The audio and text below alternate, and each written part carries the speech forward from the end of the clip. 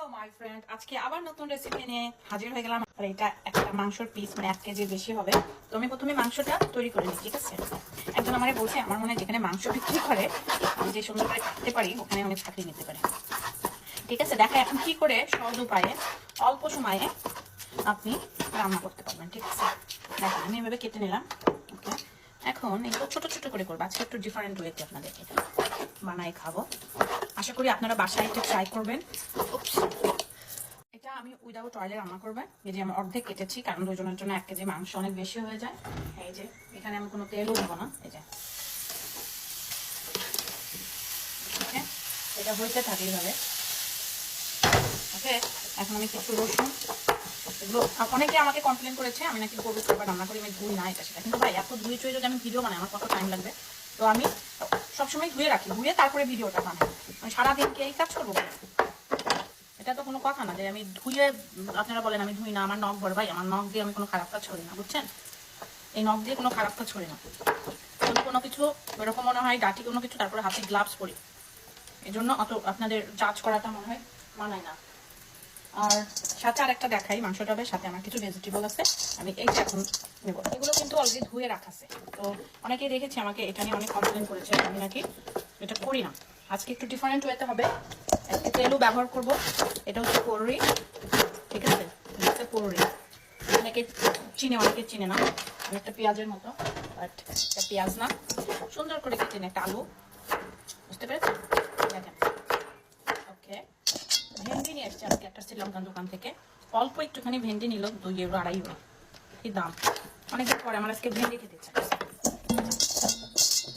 অল্প কিছু, যেটা অল্প সময়ের জন্য অল্প সময়ের মধ্যে রান্না হয়ে যায়। আর এটা কিন্তু আমার ডিনার তৈরি হইতেছে, ডিনার। যে গেস্টে খাবে সে না জানি কত প্রশংসা করবে।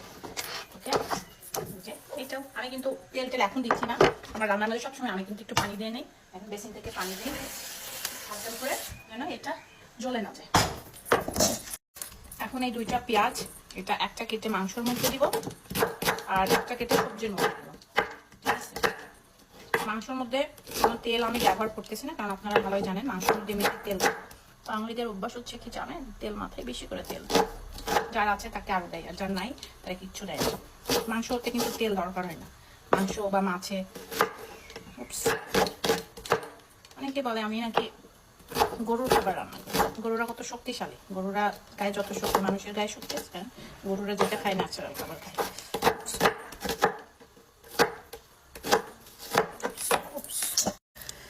আর যে বাকি মাংসটা আছে এটা আমি ফ্রিজে রেখে দিচ্ছি। এটা আর একদিন এটা যেটা গ্রিল করে খাবো। এই যে তো যে আবার গেস্ট আসে, গেস্টকে দিব, নিজেও খাবো। এটা ফ্রিজে রেখে দিচ্ছি বাকি মাংসটা। তারপরে এই যে এখন সবজির মধ্যে আমার ফেভারিট মিন্টের পাতা দিয়ে দিচ্ছি। এই যে মাংসের মধ্যে এখন একটু লেবু চিপে দিচ্ছি, ঠিক আছে? তারপরে ওইদিকে মাংস আর সবজি হচ্ছে, আর আমি কিছু ফ্রুটস কেক কাটতেছি। কারণ খাবার শেষে সবসময় ফ্রুটস খেতে হয়।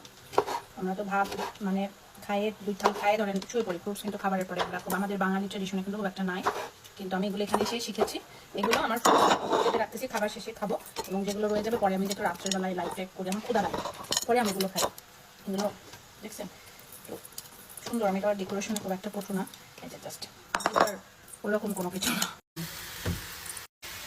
অনেকে মনে করে আমি মানে তেল একেবারেই খাই না। এই যে অলিভ অয়েলের তেল, যখন দেখবেন সবজিটা একদম হয়ে গেছে তখন আপনারা তেল উপরে দিয়ে দিবেন, তারপরে নামাই ফেলবেন 1 মিনিট নিয়ে। আমার যেহেতু ক্যামেরাম্যান নাই, এখন আমি আমার প্লেটের খাবারগুলো নিয়ে আপনাদেরকে দেখাচ্ছি।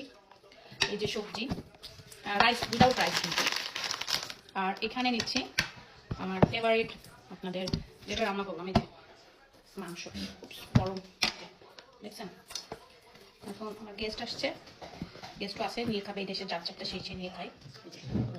তো খেয়ে দেখি একটু কেমন লাগে। আমার চামচ কোথায়? সাথে একটু কাঁচামরিচ।